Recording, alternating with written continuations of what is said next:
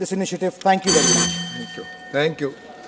माननीय श्री राकेश सिन्हा जी 6 मिनट।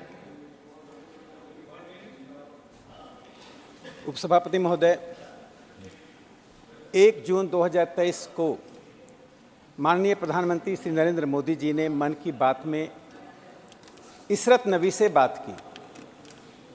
इशरत नबी वह महिला है जो उस जिले से आती है जो जिला आतंकवाद से पीड़ित था, बारामूला।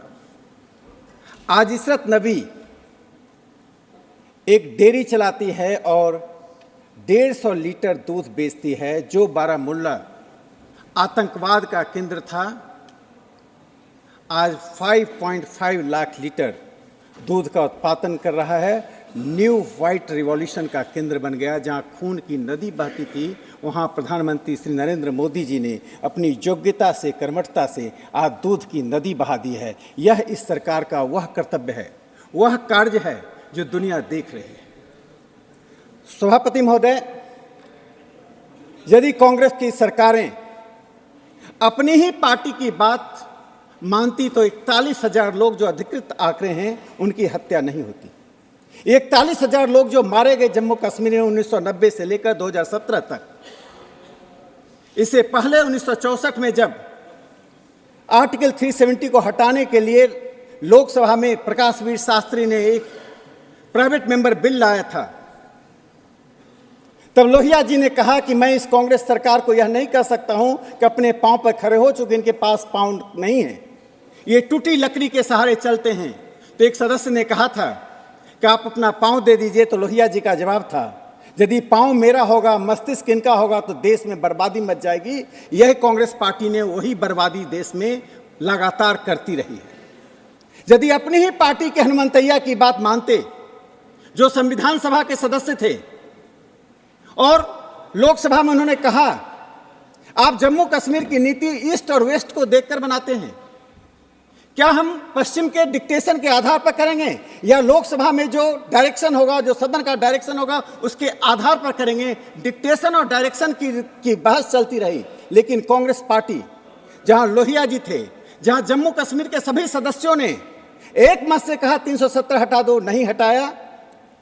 लेकिन देश में खून की नदी बही और अंत में 5 अगस्त को यह ऐसे आर्टिकल को हटाया गया जो संविधान पर न सिर्फ धब्बा था बल्कि देश पर धब्बा बना।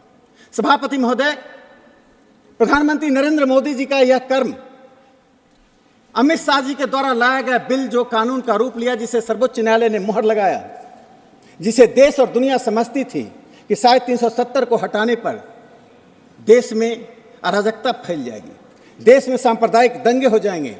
लेकिन मोदी जी ने दिनकर जी के उस कथन को सिद्ध कर दिया है। कौन विघ्न ऐसा जग में, टिक सके आदमी के मग में, खम ठोक ठेलता है जब नर, पर्वत के जाते पांव उखर, मानव जब जोर लगाता है पत्थर पानी बन जाता है। तो प्रधानमंत्री नरेंद्र मोदी जी ने ऐसा ही 370 को हटाकर किया। माननीय गृह मंत्री अमित शाह जी ने जब इस बिल को इंट्रोड्यूस किया था, तब कांग्रेस पार्टी और विपक्ष की प्रतिक्रिया क्या थी? और उसी प्रतिक्रिया का परिणाम था कि ये सर्वोच्च न्यायालय तक गए। अभी तक इन्होंने हृदय से इसको स्वीकार नहीं किया है। तकनीकी रूप से ऐसे ही स्वीकार कर रहे हैं जैसे राम मंदिर के निर्णय के बाद ये राम मंदिर को स्वीकार कर रहे हैं, 370 पर सर्वोच्च न्यायालय के फैसले के बाद स्वीकार कर रहे हैं। इनके दिलों और दिमाग में अभी भी 370 और बाबरी मस्जिद बैठा हुआ है। इस पार्टी की, इस विचारधारा की नियति यही है कि इस देश को बर्बादी के रास्ते पर ले जाएं, इसलिए देश ने बार बार खारिज करता है। सभापति महोदय, इस 370 के हटने के बाद आज जम्मू कश्मीर में जो एकलव्य और राधिका की कहानी चलती थी, जो 257 सफाई कर्मचारी को पंजाब से कश्मीर लाया गया था, चूंकि कश्मीर में सफाई कर्मचारी की हड़ताल था। ये वाल्मीकि समुदाय के 3,000 लोग किसी रोजगार के लायक नहीं थे, वे बाध्य थे। राधिका एक राज्य स्तर के एथलीट थी, लेकिन उसे कोई रोजगार नहीं मिल रहा था। एकलव्य एक ग्रेजुएट था, उसे सफाई कर्मचारी बनने के लिए बाध्य किया जा रहा था। आज 370 हटने के बाद कोई राधिका और एकलव्य की ऐसी कहानी नहीं होगी जो मानवता के ऊपर एक कलंक होगा। आज राधिका और एकलव्य को, हजारों राधिका एकलव्य को समान अधिकार प्रधानमंत्री नरेंद्र मोदी जी ने दिया है। जम्मू कश्मीर ऐसा ही है। जैसे जम्मू कश्मीर के एक सदस्य ने 1964 में उस बिल को जब इंट्रोड्यूस किया गया था तो पूछा था कि हम महाराष्ट्र से अलग कैसे हैं। सरकार के पास इसका उत्तर नहीं था। स्वयं कांग्रेस पार्टी के, और कोई नहीं, कांग्रेस पार्टी के ही सदस्य ने जब यह सवाल खड़ा किया भागवत झा आजाद ने कि ब्रिटेन और अमेरिका जो कहेगा उसके आधार पर हम कश्मीर की नीति तय करेंगे, लेकिन सरकार तब भी चुप्पी बनाई रखी। आज पहली बार देश में ऐसी परिस्थिति बनी है कि देश की सरकार संसद के आधार पर, जनता की इच्छा शक्ति के आधार पर निर्णय ले रही है।